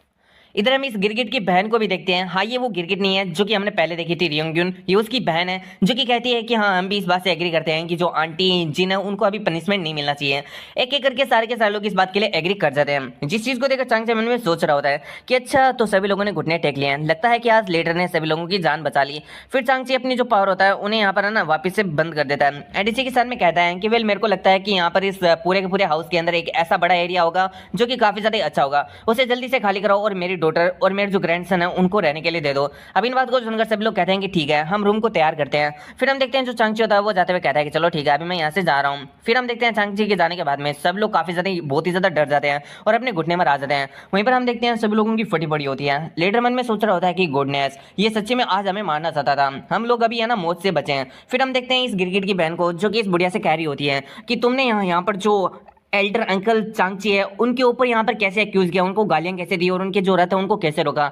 इस पर बुढ़िया कह रही होती है कि मेरे को पता नहीं था कि वो यहाँ पर एल्डर अंकल चांगची है। अब इस बात को सुनकर हम देखते हैं जो गिरगिट की बहन होती है वो और भी ज्यादा गुस्सा होती है और कहती है कि अच्छा अगर वो अंकल नहीं होते तो तुम्हारा ये वाला जो बिहेवियर है वो क्या सही रहता, यहाँ पर तुमने कभी भी जो फैमिली के रूल्स है उनको नहीं पढ़ा है क्या जो फैमिली के डिसिप्लिन है वो तुम्हारे लिए कोई भी मायने नहीं रखते। अब इस बात को सुनकर बुढ़िया कहती है कि मुझे माफ कर दो, मुझसे गलती हो गई। हम लीडर को देखते हैं जो कि मन में सोच रहा होता है कि वेल सियो चियोंग ये मेरा सबसे ज्यादा फेवरेट कोंकण माइन है लेकिन उसने बहुत बड़ा मिस्टेक कर दिया है। फिर वो कहता है कि क्यों ना हम इसको 10 कोड़े मार दें और इसको 3 महीने के लिए इसके रूम में बंद होने की सजा दे दें। अब इस बात को सुनकर गिरगिट की बहन कहती है कि क्या बस 10 कोड़े, 10 कोड़े तो बहुत ही ज्यादा यहाँ पर छोटी सी यहाँ पर सजा है जो भी इसने मिस्टेक की है उसके कंपेयर में। तो यहाँ पर जो अंकल होता है वो वापस से कहता है आई मीन ये जो लीडर होता है वापस से कहता है तो क्यों ना हम इसको 50 कोड़े मारें और 3 महीने के लिए इसे रूम में बंद कर दें। वैसे भी इस लड़की की जो बॉडी है वो काफी ज्यादा वीक है, इससे यहाँ पर ज्यादा वो कोई भी कोड़े को सहन नहीं कर पाएगी। गिरगिट की बहन कहती है कि अगर तुम इतने ज्यादा इररेस्पॉन्सिबल कैसे हो सकते हो, क्या तुम्हें ये लड़की इतनी ज्यादा पसंद है। अब इस बात को सुनकर हम देखते हैं जो लीडर होता है वो इसके लिए माफी मांगता है। तो ये सिर्फ और सिर्फ नाम का लीडर है, यहाँ पर चलती किसी और की नहीं बल्कि गिरगिट इन दोनों गिरगिट बहनों की है। इसी के साथ में हमें बताया जा रहा होता है कि वेल यहाँ पर जो लीडर है वो उसकी चलती नहीं है वगैरह वगैरह, जो भी मैंने तुम्हें अभी बताया वही बताया जा रहा होता है। इसी के साथ में ये जो लड़की होती है बुढ़िया इसको भी समझ में आ चुका होता है कि अब उसका जो हस्बैंड है उसकी रक्षा बिल्कुल भी नहीं कर सकता और घुमा फिरा कर बात अपने हमसी के ऊपर आनी है और ये अपने हमसी के बारे में सोचते हुए यहाँ पर आंसुओं की नदियां बहा रही होती है एंड मन में सोच रही होती है कि ये सब कुछ उस बास्टर्ड सोनू की वजह से है, अगर वो अपना कैरेज हटा लेता ना तो ये सब कुछ होता ही नहीं। एंड यहाँ पर इन लोगों को एक छोटा सा लॉजिक समझ में नहीं आता कि जब ये अपने हमसी से लेंगे पंगे तो हो जाएंगे नंगे। चलो छोड़ो इन बातों को। फिर हमारा सिंसी उठता है और हमें दिखाया जाता है अपने हमसी को जो कि कह रहा होता है कि हाँ माँ मैं एकदम अच्छी तरीके से यहाँ पर समझ गया हूँ कि यहाँ पर किस तरीके से बिहेव करना है। हम देखते हैं जो जिन होती है वो यहाँ पर अपने हमसी एंड जो मुन होता है उन दोनों को समझा रही होती है कि तुम यहाँ पर जो पैलेस है उसके अंदर किस तरीके से बिहेव करना है, हमारी जो यहाँ पर अथॉरिटी है वो कितनी ज्यादा बड़ी है, किसको किस तरीके से यहाँ पर बुलाना है वगैरह वगैरह, जो भी यहाँ पर बड़े घराने में होता है ना उस तरीके से यहाँ पर व्यवहार करना सिखा रही होती है। इधर मुन को तो कुछ भी समझ में नहीं आ रहा होता है लेकिन फिर भी वो कहता है कि हाँ मेरे को सब कुछ समझ में आ गया। जिन भी बहुत होशियार होती है और कहती है कि तुम्हारे मुंह को देखकर मुझे पता चल रहा है कि तुम्हें यहाँ पर कितना समझ में आया। सुनो मेरा एक काम करना, यहाँ पर जो अपने फादर है उनको अच्छी तरीके से सिखा देना और याद भी करा देना कि जो मैंने अभी अभी कहा है वो यहाँ पर क्या कहा है और किस तरीके से इनको रहना है यहाँ पर। अपने हमसी कह रहा है कि ओके मदर। तभी हम देखते हैं यहाँ पर अपने हमसी के माइंड में चांगची का मैसेज आता है और कहता है कि फ्री हो तो यहाँ पर बाहर आ जाओ, वो भी बिना किसी को पता लगे। अपने हमसी कह रहा है कि ओके ग्रैंडपा आया अभी। फिर हमारा सीन शूट होता है और हमें दिखा जाता है अपना हमसी वापस से आ जाता है अपने चांगची के पास में और कहता है कि ग्रैंडपा आखिर आपने मुझे यहाँ पर क्यों बुलाया। अब यहाँ पर जो चांगची होता है वो यहाँ पर अपने हमसे से कह रहा होता है कि तुम्हें पता है कि जो तुम्हारी मदर है वो किस तरीके से यहाँ पर डैमेज हुई थी, आखिर उन्हें घाव कैसे लगा। अपने हमसे कहता है कि सिंपल, क्योंकि वो यहाँ पर भाग रही थी अपनी फैमिली से, उनके पीछा करने के लिए, वापस लाने के लिए फैमिली में एक टीम को भेजा गया और गलती से एक्सीडेंटली उनके ऊपर चोट लग गई। इस पर चांगची कहता है कि हाँ तुमने सही कहा, सभी लोग ऐसा दिखाने का कोशिश कर रहे हैं और देखने से लगता भी ऐसा है कि ये सब कुछ ऐसे ही हुआ था, लेकिन यहाँ पर कुछ दाल में काला नहीं बल्कि पूरी की पूरी दाल ही काली है। इसी के साथ वो बताता है कि वेल जब यहाँ पर तुम्हारी मदर पहाड़ी वाले इलाके के अंदर एंटर कर गई थी तब यहाँ पर उसका पीछा करने वाली जो टीम है वो यहाँ पर बिल्कुल भी धीरे नहीं हुई, जबकि उन्हें धीरे हो जाना चाहिए था, क्योंकि यहाँ पर जो तुम्हारी मदर थी वो एक क्लिफ के ऊपर थी, तो उन्हें पता होना चाहिए था कि अगर वो और भी ज्यादा आगे जाएंगे तो तुम्हारी मदर नीचे भी गिर सकती है। इवन उन्होंने उसके ऊपर हमला भी कर दिया जिसकी वजह से तुम्हारी मदर नीचे गिर गई। इन बातों को सुनकर अपने हमसे का दिमाग ठनकता है। वहीं पर हम चांगची को देखते हैं जो कि कहता है कि इन सब चीजों के होने के बाद में मैंने सीक्रेटली इन्वेस्टिगेशन कराई और मुझे यहाँ पर कुछ और ही चीज यहाँ पर पता चली।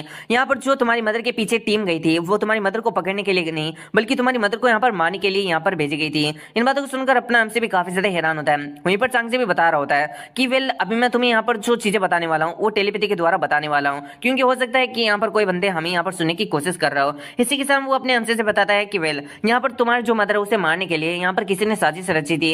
इसके अंदर यहाँ पर जो मिलिट्री फोर्स है फैमिली की वो भी यहाँ पर शामिल थी और एक और बंदा था जो कि उन्हें यहाँ पर शैडो से कंट्रोल कर रहा था। मैं तुम्हें उन सभी के बारे में बताने वाला हूँ, जिनको सुनकर अपने हमसे काफी ज्यादा हैरान होता है। ऐसा करते हुए चांगची अपने हमसे को बहुत सारी बातें बताता है, लेकिन असली बंदा कौन था जो कि अपने हमसे की मदर को मारना चाहता था उसके बारे में नहीं बताता। चांगची कहता है कि वैसे तो मैं इन लोगों को खुद से सबक सिखाने वाला था, लेकिन मेरे पास में एक और भी ज्यादा बहुत ही ज्यादा इंपॉर्टेंट काम आ चुका है। अपने हमसे कहता है कि अच्छा तो आपके पास में इंपॉर्टेंट काम आया तो आप यहाँ से जाने वाले हो, एंड इसी के साथ में आप मेरे को उस बंदे के तो बारे में बता दो जो कि यहाँ पर इन सबके पीछे था, मतलब जो बंदा यहाँ पर मेरी मदर को मरवाना चाहता था।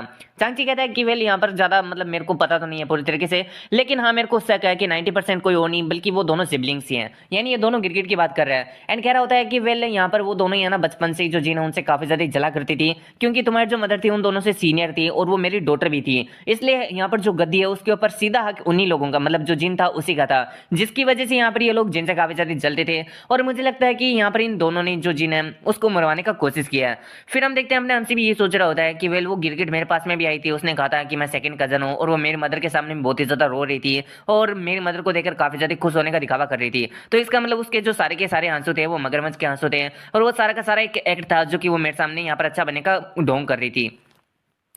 फिर अपने हमसे कहता है कि चलो ठीक है मैं यहाँ पर समझ गया हूँ। एंड इसी के साथ में मुझे लगता है कि आप उस ऑर्गेनाइजेशन को ढूंढने के लिए जा रहे हो जिन्होंने ब्लडी एम्प्रेस को यहाँ पर आपको मारने के लिए हायर किया था।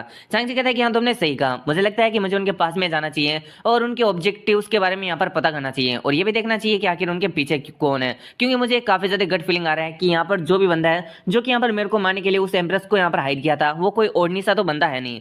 अपने हमसे कहता है कि वैसे ग्रैंडपा आप एक एब्सोल्यूट एक्सपर्ट हो और मुझे नहीं लगता कि अगर आपसे कोई पंगा लेता है तो वो यहाँ पर बच सकता है। वैसे थोड़े समय बाद में यहाँ पर जो अपना डिसीजन है उसको लेकर काफी ज्यादा रिग्रेट करने वाले हैं। चांगची कहता है कि अच्छा ऐसी बात है, चलो ठीक है तुमने मेरे ऊपर इतना ज्यादा ट्रस्ट करके रखा है, लेकिन तुम्हें ये बात भी सोचनी चाहिए कि ये पूरे के पूरे मुरीम के अंदर सिर्फ और सिर्फ 14 यहाँ पर एक्सपर्ट नहीं है, तो यहाँ पर जो पूरे के पूरे मुरीम है उसके अंदर सिर्फ और सिर्फ 14 एक्सपर्ट है, जिसके बारे में दुनिया जानती है कि ये जो 14 एक्सपर्ट है वो काफी ज्यादा यहाँ पर स्ट्रॉन्ग है। एंड यहाँ पर उन 14 एक्सपर्ट में से किसी की भी औकात नहीं है कि वो यहाँ पर अपने चांगची को हाथ अड़ा ले, मतलब यहाँ पर ये सारे के सारे एकदम इक्वल जैसे हैं। इधर इस पर अपना हमसे कहता है कि हाँ 14 तो यहाँ पर वॉरियर्स है, 8 तो हेवनली मार्शल एम्परर हो गए और यहाँ पर 6 कंटेम्प्रेरी ट्रांसजेंडेंट्स हो गए। ये 14 के अलावा मेरे को नहीं लगता कि आपको कोई टच भी कर सकता है। इन बातों को सुनकर चांगची जोर से हंसने लगता है और कहता है कि सुनो मेरे बच्चे हैं, वैसे मेरे को एक बात बताओ, जब मैं तुमसे पहली बार मिला था तो क्या तुमने ये सेंस कर लिया था कि मैं तुमसे ज्यादा स्ट्रॉन्गर हूँ? अपना हमसे कहता है कि नहीं, उस वक्त तो मेरे को लगा था कि आप एक बहुत ही ज्यादा मामूली से इंसान हो जिसने कभी मार्शल आर्ट को ट्रेन ही नहीं किया। इस पर चांगची कहता है कि एग्जैक्टली ऐसा ही जब होता है जब यहाँ पर हम किसी बंदे के सामने जाते हैं। आई मीन मेरे कहने का सिंपल सा मतलब है कि अगर कोई बहुत ही ज्यादा पावरफुल है, अगर वो अपनी की को छुपा लेता है, अपनी पावर्स को छुपा लेता है, तो हमारे जैसे लोग जो कि यहाँ पर उनसे कम पावरफुल होते हैं वो पता ही नहीं लगा पाते हैं कि वो बंदा सच में यहाँ पर एक एक्सपर्ट है या फिर नहीं है। उसे देखकर तो हमें बस इतना ही लगेगा कि वो एक नॉर्मल सा बंदा है जिसने कभी भी मार्शल आर्ट को सीखा तक नहीं। अपना हमसे कहता है कि आपके कहने का कहीं ये तो मतलब नहीं ना कि आप सिर्फ और सिर्फ या फिर हम लोग सिर्फ और सिर्फ उसी बंदे की पावर का पता लगा सकते हैं जो कि हमसे इक्वल हो और हमसे कमजोर हो, जो कि हमसे ज्यादा पावरफुल होते हैं, हम उनकी पावर पावर्स का यहाँ पर पता नहीं लगा पाते। और क्या इसका मतलब ये है कि मुरीम के अंदर चोक द ग्रेट वॉरियर के अलावा भी बहुत सारे वॉरियर्स हैं जो कि आपसे भी ज्यादा पावरफुल हैं या आपके जितने पावरफुल हैं। इस पर यहाँ पर चांगची कहता है कि हाँ तुमने सही कहा, यहाँ पर जो मुरीम है उसके अंदर ऐसे भी बहुत सारे पावरफुल वॉरियर हैं जिनसे मैं पास्ट में मिला हूँ, जो कि मेरे जितने ही और मेरे से भी काफी ज्यादा पावरफुल थे, लेकिन वो लोग यहाँ पर अपनी आइडेंटिटी को छुपा के रखते हैं। इसी के साथ में तुम्हें यहाँ पर ये बात को समझना चाहिए कि जो मुरीम है उसके अंदर ऐसे बहुत सारे लोग हैं जो कि तुमसे ज्यादा पावरफुल होंगे। तो क्या अब तुम मेरी इन सारी की सारी बातों को समझ रहे हो? अपने एमसी कहता है कि हाँ ठीक है मैं समझ गया और मैं इस बात को हमेशा याद रखूंगा। फिर चांगची कहता है कि अच्छा ऐसी बात है, लेकिन तुम्हें इन बातों को याद रखने की कोई भी जरूरत नहीं है क्योंकि अभी भी तुम मुरीम के अंदर जाने वाले नहीं हो। तुम्हें यहाँ पर सिर्फ और सिर्फ आयरन ब्लेड बाइक हाउस का यहाँ पर ध्यान रखना है और इसके अंदर जो भी यहाँ पर इंपॉर्टेंट थिंग और जो भी यहाँ पर कचरा चल रहा है उसे तुम्हें संभालना है। तो क्या मैं इस चीज को लेकर तुम्हारे ऊपर ट्रस्ट कर सकता हूँ? क्या तुम अपनी फैमिली की यहाँ पर रक्षा कर सकते हो अकेले? अपना एमसी कहता है कि आप इस चीज को लेकर मेरे ऊपर ट्रस्ट कर सकते हो, वो भी बिना किसी परेशानी के। चांगची हंसते हुए कहता है कि चलो ठीक है, फिर अगर तुम ऐसा कह रहे हो तो फिर ठीक है, मैं तुम्हारे ऊपर ट्रस्ट करता हूँ। तो चलो ठीक है, अभी मुझे यहाँ से जाना होगा। अपना हमसे कहता है कि क्या आप अभी जाने वाले हो? चांगची कहता है कि ऑफकोर्स मुझे अभी जाना होगा, वरना क्या पता वो लोग यहाँ पर क्या कर दे। जितना जल्दी हो सके हमें इनमीज के बारे में पता लगा लेना चाहिए और उनकी पावर के बारे में भी पता लगा लेना चाहिए। अगर हम देर करते हैं तो इससे हमारा ही घाटा है। अपना हमसे भी इस पर कुछ नहीं कह पाता। इसी के साथ वो कहता है कि चलो ठीक है, अगर आप जा रहे हो तो यहाँ पर सेफ रहना एंड अगर यहाँ पर आपके ऊपर कोई खतरा आ जाए तो वहां से भाग जाना। चांगची हंसते हुए कहता है कि तुम सही से वो पहले व्यक्ति हो दुनिया के अंदर जो कि मेरे को कह रहा है कि खतरे से यहाँ पर द पाम एम्परर भाग जाए। फिर अपने हमसे कहता है कि वेल मैं तो खुद ज्यादा यहाँ पर जेन्युइनली वरीड हूँ। चांगची कहता है कि चलो छोड़ो इन बातों को, वैसे तुम ये वाली चीज अपने पास में रखो, लेकिन सिर्फ और सिर्फ इसका एक ड्रॉपलेट ही यहाँ पर कंज्यूम करना। इसके अलावा अगर कुछ भी तुमने कंज्यूम किया तो ये जो चीज है वो तुम्हें कंज्यूम कर जाएगी और इस बात को अपने माइंड में बिठा लेना। अपने हमसे कहता है कि ठीक है। ऐसे के साथ वो इस चीज को देखने लगता है जो कि कुछ और नहीं बल्कि होलो ब्लू स्टोन इचोरी होती है। फिर चांगची कहता है कि चलो ठीक है, मैं चले यहाँ से, टाटा बाय बाय खत्म। इतना कहकर हम देखते हैं यहाँ पर जो चांगची होता है वहां से चला जाता है। वहीं पर चांगची को जाते हुए देखकर अपना हमसे मन में सोच रहा होता है कि प्लीज यहाँ पर सेफ रहना। फिर हमारा सिंची उड़ता है और हम देखते हैं अपना हमसे वापस अपने रेजिडेंस के अंदर आ चुका होता है। तो अपने हमसी और उसकी फैमिली को एक बहुत ही ज्यादा बड़ा रेजिडेंस दे दिया गया होता है। हम इन तीनों मूर्तियों को भी देखते हैं जिनको भी अपना कमरा मिल चुका होता है और अपने कमरे को देखकर ये तीनों काफी ज्यादा खुश होते हैं एंड कह रहे होते हैं ये तो काफी ज्यादा अमेजिंग है, जैसा कि हमने एक्सपेक्ट किया था आयरन ब्लेड बाइक हाउस से। इनका इतना ज्यादा बेकार कमरा भी इतना ज्यादा यहाँ पर अच्छा है। हम उनको भी देखते हैं जिसको भी कमरा काफी ज्यादा पसंद आया होता है एंड वो कह रहा होता है कि क्या सच्ची में हम यहाँ पर रहने वाले हैं, तो काफी ज्यादा अच्छी जगह है। वहीं पर जो जिन होती है वो कहती है कि तुम्हें इतना ज्यादा जल्दी यहाँ पर खुश होने की जरूरत नहीं है। अगर यहाँ पर हमारे साथ में अच्छी चीजें हो रही है तो फिर हमें यहाँ पर बहुत सारी बुरी चीजों के लिए भी तैयार रहना चाहिए और खुद को प्रिपेयर कर लेना चाहिए। मून कहता है कि ठीक है समझ गया। वहीं पर हम देखते हैं अपने हमसे भी अपने कमरे में आ चुका होता है। बाइक को इधर उधर घूम रही होती है, इसका मतलब इसको काफी ज्यादा पसंद आया रूम। वहीं पर अपने हमसे को ठंड लग रही होती है, इसलिए वो अपनी unbreakable celestial master immortal art का यहाँ पर यूज करता है अपने आप को गर्म करने के लिए। इसी के साथ मन में सोच रहा होता है कि ग्रैंडपा यहाँ से जा चुके हैं और इसी के साथ में अब इस फैमिली के अंदर वो लोग बचे हैं जो कि मेरी मदर के दुश्मन है, जो कि मेरी मदर को मारना चाहते हैं। उन्होंने साइज से लगभग मेरी मदर को मार ही दिया था। इसका मतलब उनसे डील करना इतना भी ज्यादा इजी नहीं होने वाला है। अब जबकि ग्रैंडपा यहाँ पर नहीं है तो मेरे को और भी ज्यादा अलर्ट रहना होगा और मैं इस बात को यहाँ पर लेकर श्योर हूँ कि वो लोग कुछ ना तो कुछ यहाँ पर है ना खिचड़ी पकाने का कोशिश कर रहे हैं और कुछ ना तो कुछ तरकीब लगाकर वो हमें नुकसान पहुंचाएंगी और मुझे इस चीज से यहाँ पर है ना बहुत ही ज्यादा अच्छी तरीके से अपनी फैमिली को बचाना है। फिर हमारा सीन शूट होता है और हमें अगले दिन का सीन दिखाया जाता है। यहाँ पर हम बहुत सारे लोगों को देखते हैं जिनका जो लीडर होता है वो यहाँ पर अपने एमसी और उसकी फैमिली के सामने ग्रीट करते हुए कह रहा होता है कि मेरा नाम यहाँ पर यूनहा है और इसी के साथ में मैं वाइस लीडर हूँ iron blade beast Hunter team का। फिर वो कहता है कि हमको ऑर्डर मिले हैं कि हम यहाँ पर जो एल्डर जीन है हमारी फैमिली की उसको यहाँ पर अच्छी तरीके से सेफ रखें और सिक्योर रखें। यानी एक तरीके से हम जो एल्डर जीन है यानी अपने एमसी के मदर के बॉडीगार्ड है। अब एल्डर वाली बात सुनकर मून और यहाँ पर जो जीन होते हैं वो भी काफी ज्यादा हैरान होते हैं। यहाँ पर जो बंदा होता है यानी जो यूनहा होता है वो कह रहा होता है कि हाँ आप यहाँ पर अभी एल्डर बन चुके हो। अब एल्डर वाली बात को सुनकर मून और यहाँ पर जो जिन होते हैं वो काफी ज्यादा हैरान होते हैं। यहाँ पर जो जिन होती है वो कह रही होती है कि तुमने अभी अभी कहा कि मैं एल्डर बन चुकी हूँ, क्या ये सच है? यूना कहती है कि हाँ। वेल यहाँ पर जो लेडी जियोरियोंग है उनकी यहाँ पर इंसिस्टेंट की वजह से आपको एल्डर बना दिया गया है और उसकी सेरेमनी आज होने वाली है, यानी आज की सेरेमनी के बाद में आप ऑफिशियल तौर पर एक एल्डर बन जाओगे। अब ये वाली बात को सुनकर अपने हमसे भी काफी ज्यादा हैरान होता है एंड मन में सोच रहा होता है कि ये लोग मेरी मदर को एल्डर बनाना चाहते हैं, तो इसका मतलब आखिर ये कुछ ना कुछ स्कीमिंग कर रहे हैं, लेकिन क्या कर रहे हैं इसके बारे में मुझे जल्दी पता चल जाएगा। जिन मन में सोच रहे होते हैं कि उन लोगों की वो आदत जो कि वो खुद से सब कुछ तय कर लेते हैं यहाँ पर बिल्कुल भी चेंज नहीं हुई है।